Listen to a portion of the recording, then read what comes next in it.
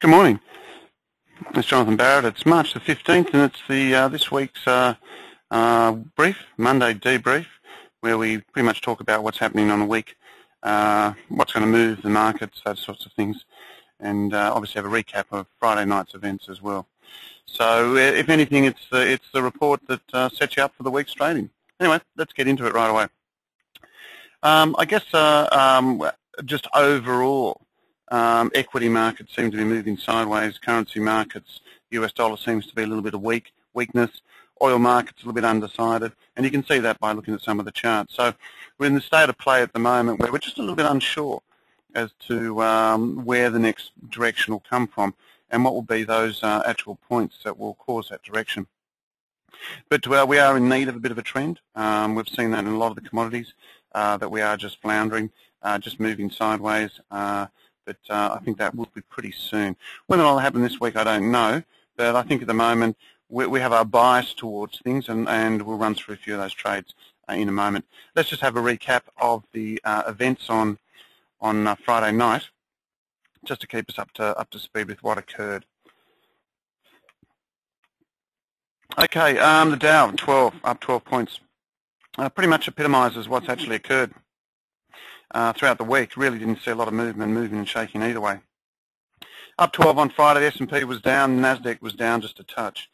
Looking across over to Europe, and you get also a sense that things were perhaps a little bit more optimistic in Europe, particularly with Greece sort of out of the way in terms of the sovereign debt that we've had. But the Stoic was up 2.62, FTSE up 8, and the DAC up 16, and the CAC down 1. So if anything there, you can see things just slightly still mixed, but find a little bit of hard direction, but Europe obviously being the favourite at the moment. Here we are, Greek financial crisis over, and that's, I guess, the key, and also key as to why we're actually finding a little bit of support for Europe at the moment. I guess what are the main things that we're focused, or the main themes at the moment? I think that's pretty much the key. What are the main themes? And I think it all resounds around, I guess, the US dollar. And for some time, you've been aware, we've been trying to work out overall what that US dollar is doing. And as you can see, it's come under pressure of late. And just only over the weekend did we drop below some significant areas of support. And you can see this quite merrily just by looking at that weekly and also the daily charts. Now, what we're starting to feel is this is all starting to roll over into a corrective measure for the US dollar. Hasn't 100% given us that signal, but I think that would suggest that US dollar can come under pressure.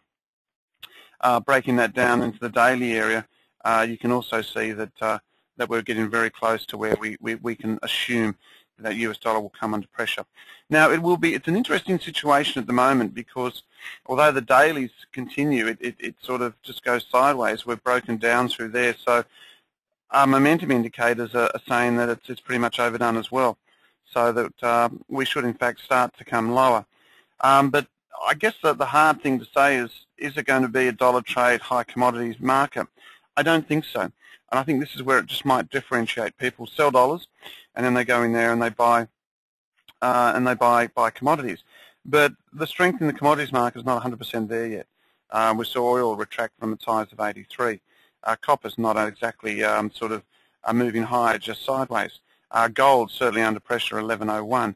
So all these things we've got to really try and work as to how things are, how that US dollar will trade. But we've got to monitor it. There's no doubt about it. But that's a dollar index. As you can see, it's looking to roll over. Gold under pressure, but we still feel this is just hasn't concluded a bull market. Just more consolidation. That could obviously dip a little bit lower. The Aussie dollar, there it's looking a little bit toppy. Probably expect sideways to lower price action there. And as you can see, it doesn't really fit into that theme of the weak dollar, but we'll just have to live with it for a while. Looking at the SPY, just moving sideways, tracking sideways at the moment, and that's all it's doing. So might get a little bit of pressure this morning, particularly with oil and gold, but certainly just tracking sideways, not a whole lot of lead there. Slightly different story when we look at some of the wheats or some of the grains, as you can see there. Slightly different story.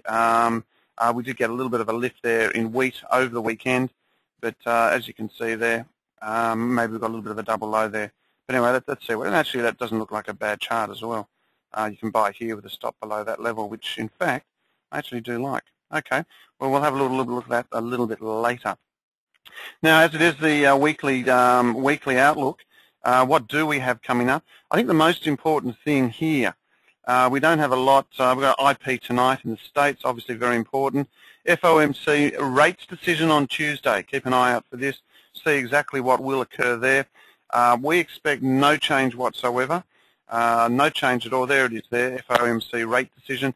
Rates to be kept at 0.25%. We obviously have a meeting there, housing starts and building permits, but I think that's the one that the market's going to focus on for this week. Having a look further afield, you've got CPI and leading indicators in the States on Thursday. Dwelling starts in Australia, and there's the PPI in the States, producer prices and all those sorts of things. And on, that's Wednesday, sorry, so go to Thursday. There we are, Thursday, you've got all the data there, CPI, continuing, leading indicators and that, so that'll all be widely watched just to see whether this trend, economic recovery, is certainly with us. And really, I think that's about it. So FOMC rate decision Tuesday, a little bit of IP data. Australia, we've got a little bit of data, credit card obviously towards the close, but that's really it. So I guess in a nutshell for this week's trading, we've got some important things at the beginning of the week. Then probably expect things to level off. But I guess more importantly, I think it'll be a week that I think might be dominated by the US dollar. And let's see if that US dollar, if it continues under pressure, will be supportive to some of our commodities. But as we can see on that weekly and daily chart, there is a chance that that dollar could come under pressure. By the way, we like that euro. We are actually long euro at the moment. Got in last Thursday. So if anything there, Thursday, Friday as well. So if anything there, stick along with that euro, see what happens, and happy trading. We'll talk to you tomorrow.